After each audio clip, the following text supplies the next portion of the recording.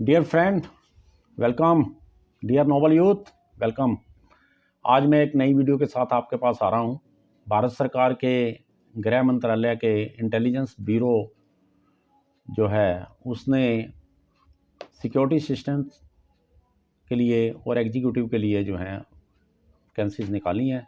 साथ में multitask staff के लिए भी है, एमटीएस के लिए, और जो एसए सिक्योरिटी असिस्टेंट है उसके लिए 1525 वैकेंसी निकाली हैं, और एमटी जो जनरल है उसके लिए 150। तो उसके बारे में आपको थोड़ी जानकारी आज दूंगा ताकि आप लोग उसका डिटेल में जान सकें एडवर्टाइजमेंट में से। और इसके अंतर्गत इनके पूरे देश में 37 जो हैं सब्सिडरी इंटेलिजेंस ब्यूरो हैं, एसआईबी जिसमें हम मेंशन करते हैं। डिफरेंट स्टेट्स में, डिफरेंट कंट्री के पार्ट्स में जो हैं वो वहाँ पर हैं, जहाँ पर कि आपका पोस्टिंग के बाद हेडक्वार्टर रहेगा। काम तो आपको पूरे इंडिया में कहीं भी भेज सकते हैं, करना पड़ेगा इंटेलिजेंसी का, छोटे छोटे गांव में भी, इंटीरियर में भी, डिफ़िकल्ट प्लेसेस पे भी करना पड़ सकता है, जैसा इंस्ट्रक्शन मिलेगी। तो लेकिन ये जो आप केवल एक एसआईबी के लिए अप्लाई कर सकते हैं, वो आपने चुनना है। उसके आगे कुछ लोकल लैंग्वेज भी हैं उस इलाके में जो चलती हैं, तो वो भी आपको आनी चाहिए। उसका भी टेस्ट होगा, वो मैं आगे आपको सारी डिटेल में बताने जा रहा हूँ। और जो पर्सन विद डिसेबिलिटी हैं और एक्स सर्विसमैन हैं, उनको कोई स्पेसिफिकली एसआईबी नहीं अलॉट किया जाएगा, बाकियों को किया जाएगा। उसमें क्लियर एडवर्टाइजमेंट में लिखा हुआ है, उनको जो है सेंट्रलाइज बेस पे जो है ना वो रखा जाएगा और जहाँ मर्जी उनको लगाया जा सकेगा। ऐसा इंस्ट्रक्शन है इनकी इंटेलिजेंस ब्यूरो की। इंटेलिजेंस ब्यूरो 135 वर्ष पुराना विभाग है भारत में, 1887 में बना था, बहुत पुराना है। तो बड़ा ही चार्मिंग डिपार्टमेंट है, बड़ा ही रेप्यूटेड डिपार्टमेंट है मिनिस्ट्री ऑफ होम अफेयर के अंदर। पुराना भी है और एक इसकी अपनी अलग सी शान है, आईबी बड़ी होती है।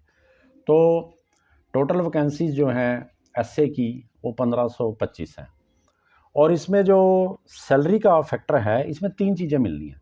एक तो आपको जो बेसिक पे है 21,700 से लेके 69,100 69,100 प्लस जो भी सेंट्रल गवर्नमेंट के अलाउंसेस हैं, एडमिसिबल हैं, वो उसमें ऐड होंगे। प्लस उसके अलावा आपको special security allowance at the rate of 20% basic पे का जो है इन एडिशन आपको मिलेगा।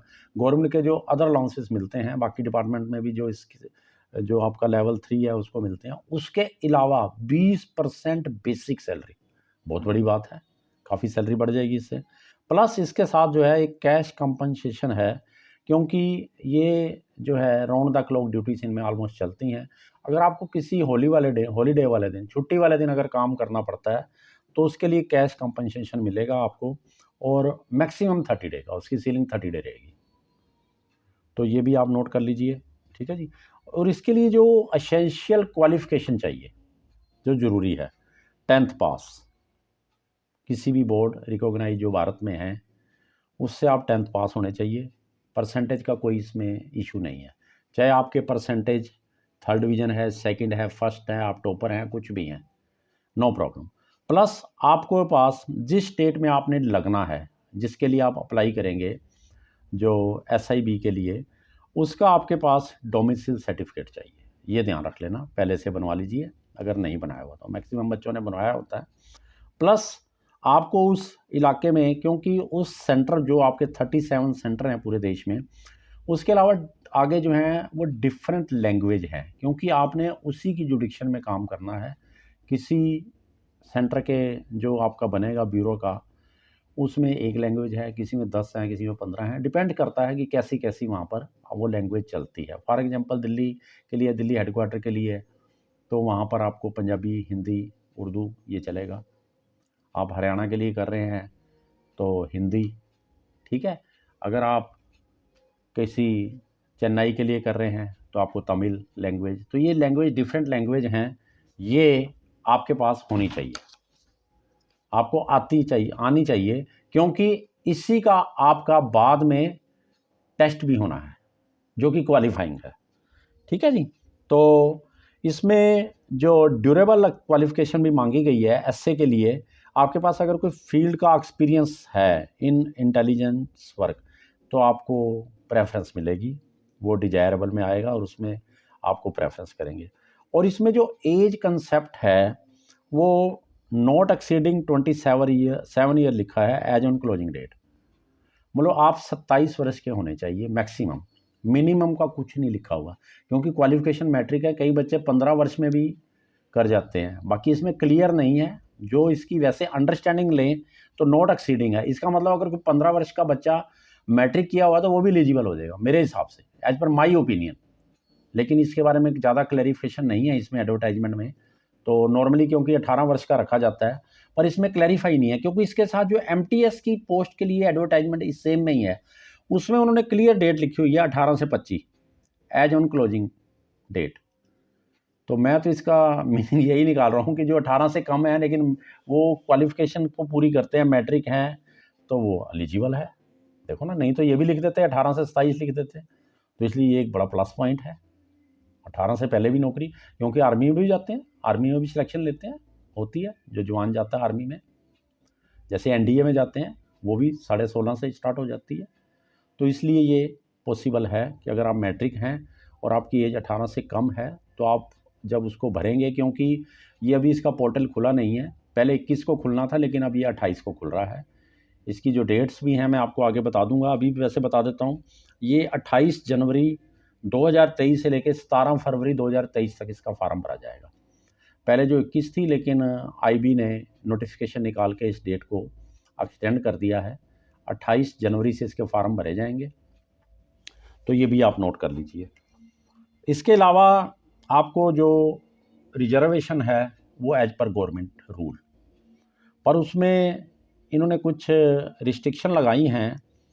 जो डिपार्टमेंटल कैंडिडेट हैं इनके अपने, उनके लिए 40 साल रखा गया है, ठीक है जी, और उनकी 3 साल की रेगुलर कंटिन्यूस सर्विस होनी चाहिए, ठीक है जी। और वो केवल सेंट्रल गवर्नमेंट के जो एम्प्लॉई हैं, सिविलियन एम्प्लॉइज़ हैं, आर्मी वगैरह का नहीं आएगा इसमें, सिविलियन लिख दिया उसने, वो एलिजिबल होंगे, और उनके पास सिविल पोस्ट हैं, कोई दूसरी पोस्ट नहीं है।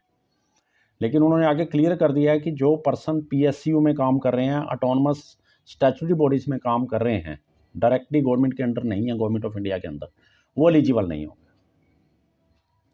इसके अलावा जो है अदर एज रिलैक्सेशन भी हैं।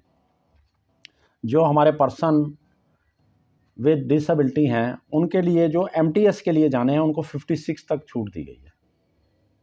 पर हमारा आज का ज़्यादा स्ट्रेस जो है वो एसए सिक्योरिटी असिस्टेंट की तरफ ही रहेगा, एग्जीक्यूटिव जो है ऑब्लिक। तो इसके लिए मैं आपको एक चीज़ और बता देता हूँ, उन्होंने एक और इसमें क्लियर किया है, क्योंकि जो एसए की पोस्ट है वो एक ऑपरेशनल पोस्ट है, तो उसमें सब तरह के जो कैटेगरी के पीडब्ल्यूडी हैं, फिजिकल अपना पर्सन विद डिसेबिलिटी हैं, वो एलिजिबल नहीं है, उसमें कुछ क्वालिटीज कुछ कैटेगरी लिखी हुई हैं, वो एलिजिबल हैं। तो ये भी आपको ध्यान रखना है भरने से पहले। और कोई भी कैंडिडेट इन दोनों को भर सकता है, एसए के लिए भी और एमटीएस के लिए भी, बोथ के लिए भी भर सकता है, सिंगल के लिए भी भर सकता है, वो इसमें क्लियर लिखा हुआ है। बाकी अगर आप दोनों के लिए भरते हैं तो आपको फर्स्ट ऑफ ऑल एसए के लिए कंसीडर किया जाएगा, सिक्योरिटी असिस्टेंट के लिए, तो आपका ऑटोमेटिक जो दूसरा ऑप्शन है वो कैंसिल हो जाएगी। तो इसलिए ये आपने ध्यान रखना भाइयों, ठीक है ना जी, क्योंकि बाद में कोई प्रॉब्लम नहीं आनी चाहिए, दिमाग में रख लेना। और ये जो पोस्ट है, आल्दो मतलब आपको वैसे लगाया तो उन 27 सेंटरों में से किसी में 37 जो 37 उनमें से किसी का लगाया जाएगा, पर ये पूरे इंडिया की सर्विस है, कहीं भी आपको ट्रांसफ़र किया जा सकता है किसी भी समय, क्योंकि इंटेलिजेंसी का काम है, बड़ा सीक्रेट काम है और बड़ा देश के लिए बड़ा रेप्यूटेड काम है। और इसमें जो पेपर होगा जिसके बेस पर आपका सिलेक्शन होना है, 100 नंबर का एक पेपर होगा, 1 घंटे का, इसमें लिखा हुआ है एडवर्टाइजमेंट में, ठीक है। और उसमें 5 पेपर, 5 तरह का टॉपिक होंगे। जर्नल अवेयरनेस होगी, क्वांटिटेटिव एप्टीट्यूड होगा, न्यूमेरिकल, एनालिटिकल और लॉजिकल एबिलिटी एंड रीजनिंग होगा, मीन रीजनिंग कह सकते हैं आप, ठीक है जी।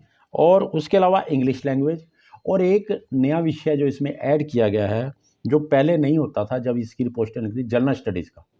तो ये 5 तरह की आपकी डिफरेंट पेपर्स उन्होंने लेने हैं और 1 घंटे का पेपर होगा और टोटल जो है 100 नंबर का है। 20-20 क्वेश्चन आएंगे और 20-20 नंबर का ये पोर्शन होगा, क्योंकि इसमें उन्होंने अलग से टाइम नहीं है 20 मिनट, मतलब 20 क्वेश्चन और 20 वो, क्योंकि 100 मार्क्स हैं और 1 घंटे का है। तो आप टाइम जिसमें आपको अच्छा आता है उसमें टाइम आप ज़्यादा लगा सकते हैं। और कुछ पेपर का पार्ट ऐसा होता है, जैसे जनरल अवेयरनेस है, जनरल स्टडीज़ है, इनको आप केवल पढ़ना ही होता है, रीडिंग करके अगर आपको आता है तो आंसर मार्क कर दीजिए। बाकी जो मैथमेटिक्सकली पोर्शन होता है या रीजनिंग होती है उसमें टाइम लगता है सोल्व करने के, तो आप उस पर ज़्यादा टाइम लगा सकते हैं। और इसमें कई बच्चे ये क्वेश्चन क्वेरीज आ रही हैं सिलेबस के बारे में, तो सिलेबस इसमें कोई फिक्स नहीं बताया गया, परंतु मैट्रिक लेवल का होगा। अगर आपने मैट्रिक लेवल तक सारी बुक्स अच्छी तरह से पढ़ी हुई हैं, जनरल स्टडीज़ वगैरह, उन्हीं में से कोई ना कोई वो क्वेश्चन कहीं से भी पूछ सकता है, साइंस हो, हिस्ट्री हो, ज्योग्राफी, जो भी आपने पढ़ा है उनमें, तो उससे बाहर नहीं हो जाएगा। ये मेरा एक एक्सपेक्टेशन है। बाकी पेपर होता है, पेपर वाले की मर्जी होती है, एग्जामिनर की, कहाँ से भी ले सकता है, जैसा भी आएगा वो सबके लिए सामान्य होगा, सारे के लिए। और ये बहुत ही अच्छी है, और मेरिट जो बननी है इसी के बेस पे बननी है। इसके बाद आपका पेपर 2 है, उसमें आपको ट्रांसलेशन के लिए 500 वर्ड का एक लोकल लैंग्वेज में दिया जाएगा, आपने उसको इंग्लिश में ट्रांसफ़र करना है, पर ये क्वालिफाइंग है, राइट सर।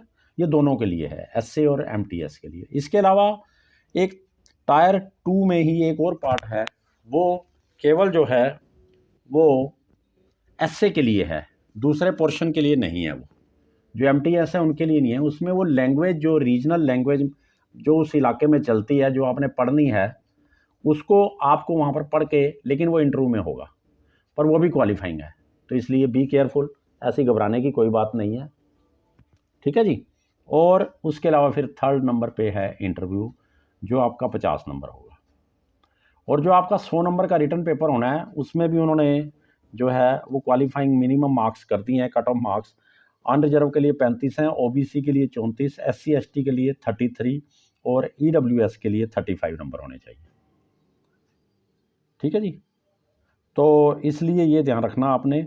और जो टायर 2 एग्ज़ाम है वो क्वालिफाइंग नेचर है, जो मैंने अभी आपको बताया कि आपने ट्रांसलेशन करनी है, जो आपको रीजनल लैंग्वेज मिलेगा इंग्लिश में, और आपको वो लैंग्वेज को पढ़वा के देखेंगे, बुलवा के देखेंगे कि वो लैंग्वेज आपको आती है। ये क्वालिफाइंग है 50 नंबर का। और जो एमटीएस का उसके लिए 40 नंबर का है, क्योंकि उसके लिए 10 नंबर का जो पोर्शन है, जो उन्होंने आपसे रीडिंग करवानी है या आपसे बोलना है या उसमें भाषा में बात करनी है, वो नहीं है। इसमें भी उन्होंने क्वालिफाइंग मार्क्स जो है मिनिमम कर दिए हैं, वो 40% है। 50 में से आपको 20 नंबर लेने पड़ेंगे। तो क्वालिफाइंग मार्क्स जो हैं वो देखना है, लेकिन जो मेरिट बनेगी वो 1 और 3rd पोर्शन, इसमें मेंशन नहीं है, वो क्लियर है। जब उन्होंने कर दिया कि जो सेकंड पेपर है ट्रांसलेशन वाला वो क्वालिफाइंग है, तो इसका मतलब आपकी 150 में से जो है एसए वाले की जो है वो फाइनल सिलेक्शन के लिए मेरिट बनेगी, ठीक है जी। तो आप लोग इसकी तैयारी में लग जाइए, बहुत अच्छी पोस्ट आपको दी गई है। और इसकी जो नेक्स्ट है कि इसमें फ़ीस कितनी लगनी है, वो एग्ज़ामिनेशन फ़ीस 50 रुपये है, और जो उसके ऊपर रिक्रूटमेंट प्रोसेसिंग चार्जेस हैं वो 450, टोटल 500 रुपये बनेगा, ठीक है जी। ये all candidate, male candidate of general, EWS and OBC category के लिए है ये फीस जो है, ठीक है जी। और इसमें आप सब आइए, वेलकम है आपका, बहुत अच्छी पोस्ट है। और मैं तो ये कहूँगा कि होम मिनिस्ट्री में एंटर करके एक एसए की पोस्ट पे आप आईपीएस तक प्रमोट हो सकते हैं, आईपीएस ऑफिसर तक प्रमोशन है आपकी। जो है वो जूनियर इंटेलिजेंट ऑफिसर है, जो इक्वलेंट टू एएसआई या नैब सूबेदार होता है, ऐसी ये 2 है। उसके बाद जो है जेआईओ, मतलब जूनियर इंटेलिजेंट ऑफिसर 1, वो सूबेदार के बराबर है। और अगली जो है नेक्स्ट जो है वो एसीआईओ है, सेकंड, वो इंस्पेक्टर के बराबर है। और जो एसीआईओ 1 है वो सीनियर इंस्पेक्टर के बराबर। उसके बाद जो है वो डीसीआईओ है आपका, डिप्टी जो है सेंट्रल इंटेलिजेंट ऑफिसर, ये गजटेड आईपीएस हो जाता है। तो मेरे कई साथी थे, हमारे रहे हैं, मैं खुद एक ऑफिसर रिटायर हूँ, तो वो यहाँ तक पहुँच गए थे। इवन इससे आगे भी मेरे को भी मिलता है, एक मिलते हैं हमारे शहर में हैं वो असिस्टेंट डायरेक्टर तक पहुंच गए हैं, जो सीनियर क्लास 1 अफसर बन जाता है IPS का। तो बहुत अच्छी अपॉर्चुनिटी है, और इससे आगे भी अगर आप में कैलिबर है, और डिपेंड करता है वैकेंसीज़ के ऊपर, आगे आने वाले टाइम में बहुत आगे वैकेंसीज, रिटायरमेंट बहुत हैं, तो डेफिनेटली आपको जल्दी चांस मिलेंगे प्रमोशन के। तो आप उससे आगे भी जो है वो जा सकते हैं, असिस्टेंट डायरेक्टर के आगे भी जॉइंट डिप्टी डायरेक्टर तक जा सकते हैं। इवन ये आपका कैलिबर है, इंटरनल पेपर भी होते हैं प्रमोशन के, वो जल्दी भी हो सकते हैं, हर डिपार्टमेंट में होते हैं। तो ये सेंट्रल गवर्नमेंट में और होम मिनिस्ट्री में, और वो भी इंटेलिजेंस ब्यूरो में काम करने का एक बहुत अच्छा आपको मौका मिला है। आप सब वेलकम हैं, एप्लीकेशन को ज़रूर भरिए और तैयारी पे लग जाइए। इसकी जो एप्लीकेशन भरने की तारीख है वो 28 जनवरी को आ रही है, सैटरडे को है। आज 25 को है, मैं वीडियो बना रहा हूँ ये, तो ये 17 फरवरी तक चलनी है। तो इसको भर लीजिए, टाइमली भर लीजिए, और मेरी बेस्ट विशेस हैं आप सबको। आप इसके बारे में और कोई जानकारी चाहते हो तो आप मेरे इस वीडियो के में कमेंट्स डाल के पूछ सकते हैं। बाकी वीडियोस में और डालता रहता हूँ डिफरेंट वैकेंसीज़ की और मैथमेटिक्स एक्सेट्रा की, तो बच्चों के कमेंट्स आते रहते हैं, तो उनको सूटेबल रिप्लाई जो है टाइमली दी जाती है। तो आप भी पूछ सकते हैं, कुछ भी पूछना चाहें उसमें डालिए। और अगर आपको ये वीडियो अच्छी लगी है तो शेयर करिए और सब्सक्राइब भी कर देना, ताकि आप और वीडियो भी देख सकें और अपने साथियों को भी बताना। तो आप सबका धन्यवाद वीडियो वॉच करने के लिए। Thank you to all of you, and my best wishes to join home ministry of government of India in intelligence bureau department. वहाँ से आप IPS तक पहुँच सकते हैं। अदर डिपार्टमेंट्स में भी आप ऑन डेपुटेशन, ट्रांसफ़र या मर्जर में भी कर सकते हैं। सेंट्रल गवर्नमेंट में ज्वाइन कर लें तो आगे बहुत अपॉर्चुनिटीज़ हैं, ऐसा कोई नहीं है। तो my best wishes again, and thanks to all of you. I again request to all of you, kindly subscribe my Noble Youth on YouTube channel. Thank you to all of you for watching this my video. Okay.